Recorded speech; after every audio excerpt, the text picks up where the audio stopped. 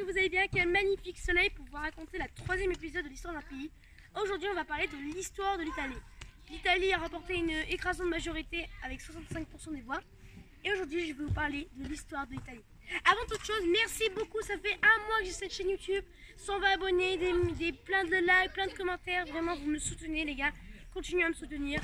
C'est parti. Commençons la vidéo. Alors, évidemment, on ne va pas parler de la préhistoire, mais on va plutôt parler de la fondation de Rome. Selon les écrits romains, Rome aurait été fondée en 753 avant Jésus-Christ par Romulus, le premier roi de Rome, selon les écrits. Aujourd'hui, les sources archéologiques prouvent que Rome a été fondée vers le 8e siècle par des bergers. On ne sait pas si Romulus a existé, mais on pense que sous la monarchie romaine, 7 rois se sont succédés de 753 à 509 avant Jésus-Christ. 4 rois légendaires, dont Romulus, on n'a pas vraiment de source, et 3 rois étrusques. Car oui, à l'époque, dès la fondation de Rome, les Étrusques, peuple venu du nord selon les sources, décidèrent de conquérir Rome, d'installer des rois. Et justement, on parle de 3 rois étrusques puisqu'on a des preuves, des sources. Malheureusement, le dernier roi, Tarquin le Superbe, était détesté par la population. On le dégageait du pouvoir et c'est le début de la République romaine.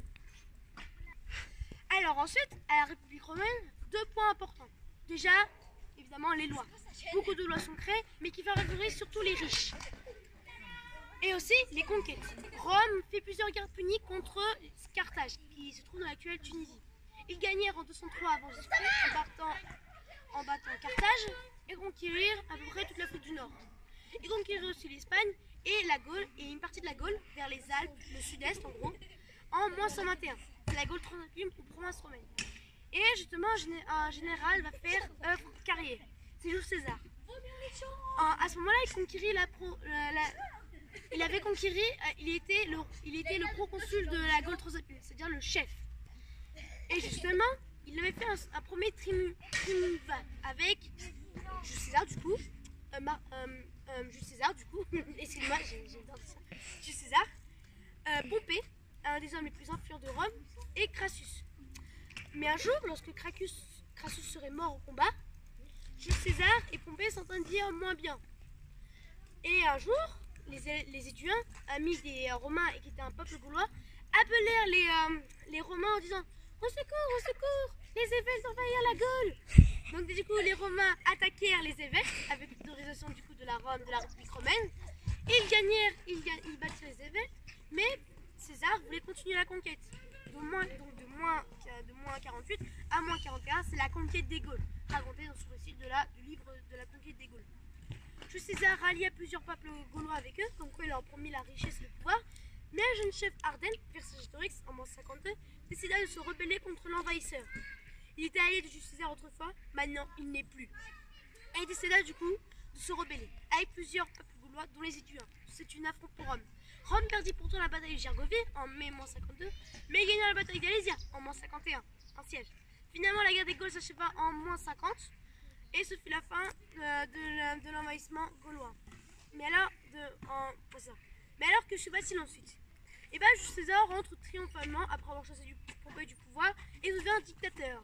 En gros, le chef ultime de Rome. Le sénateur n'aime même pas trop ça et assassine Jules César en moins 44.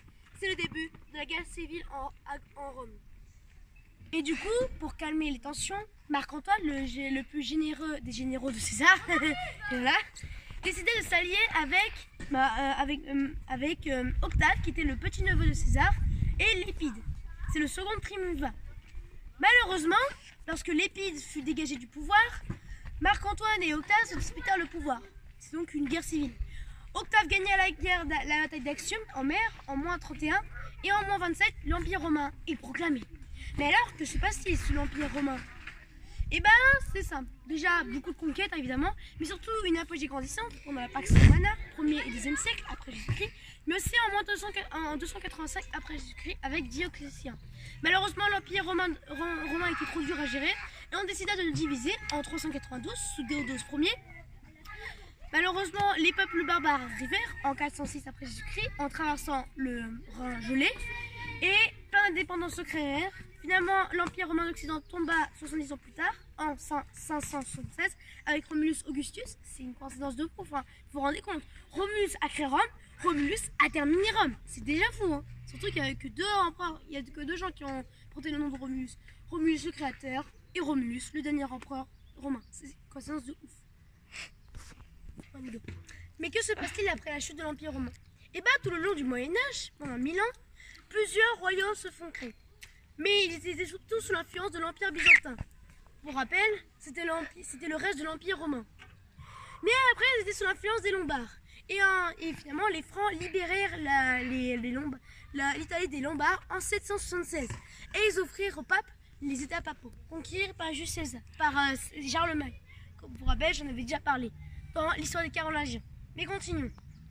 Mais du coup, que se fait-il après? Et bien en fait, plusieurs royaumes donc vont se créer, mais notamment des royaumes maritimes comme Venise ou Gênes. Mais aussi la République helvétique et aussi surtout et au royaume de Naples qui était le plus grand royaume. Et les États papaux évidemment, qui contrôlaient Rome.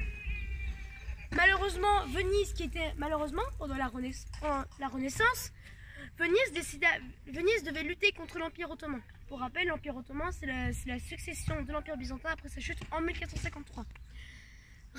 Venise disparaîtra peu après.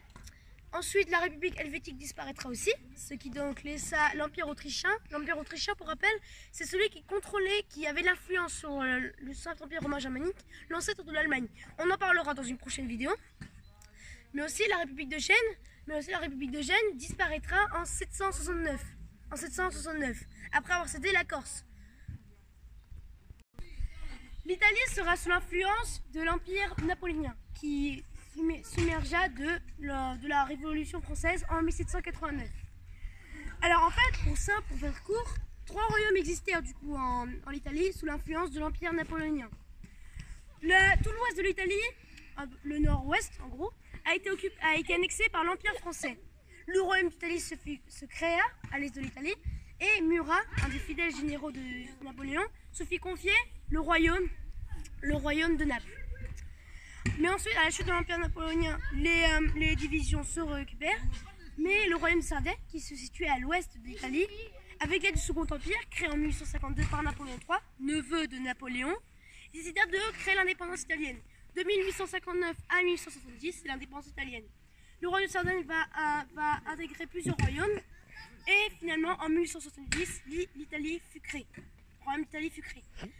Après la conférence de Berlin, en 1885, l'Italie obtenait des colonies de l'actuelle Égypte. Après, pendant la Première Guerre mondiale, l'Italie devait se retrouver dans le camp de l'Allemagne et de l'Empire autrichien. Finalement, il devient neutre, mais après des supplications de l'Angleterre comme quoi tu récupéreras les territoires que tu auras conquis, il déclara la guerre à son ennemi le plus proche, l'Empire Autriche-Hongrie. Lorsque l'Italie gagna la guerre en 1918, elle ne gagna pas les territoires conquis. En 1924, le royaume d'Italie fut sous l'influence du fascisme avec Mussolini. Lorsque la guerre fut déclarée en 1939, le royaume d'Italie, qui était sous l'influence du fascisme, la dictature d'Italie, se mit dans le camp de l'Allemagne nazie, de l'URSS et de l'Empire japonais. Le fascisme tomba en 1943, même si l'existence au nord d'Italie, elle tomba définitivement en 1944. Le gouvernement provisoire italien fut créé. À la fin de la Seconde Guerre mondiale, la République italienne fut proclamée. L'Italie perdit ses colonies évidemment dans la seconde moitié du XXe siècle. Donc toutes ces colonies, il ne reste plus aucune colonie italienne aujourd'hui. Finalement, l'actuel président est Sergio. Donc si vous voyez cette vidéo dans 2-3 années, vous verrez que c'est plus lui. Mais voilà. Et aujourd'hui, l'Italie, donc la République italienne, qui est renommée Italie, a encore 2 enclaves dans son territoire. Le Vatican, qui est là, du coup le successeur des États papaux, et Saint-Marin. Voilà un petit historien, j'espère que vous aurez aimé cette vidéo. N'hésitez pas à vous abonner et à liker. À toutes!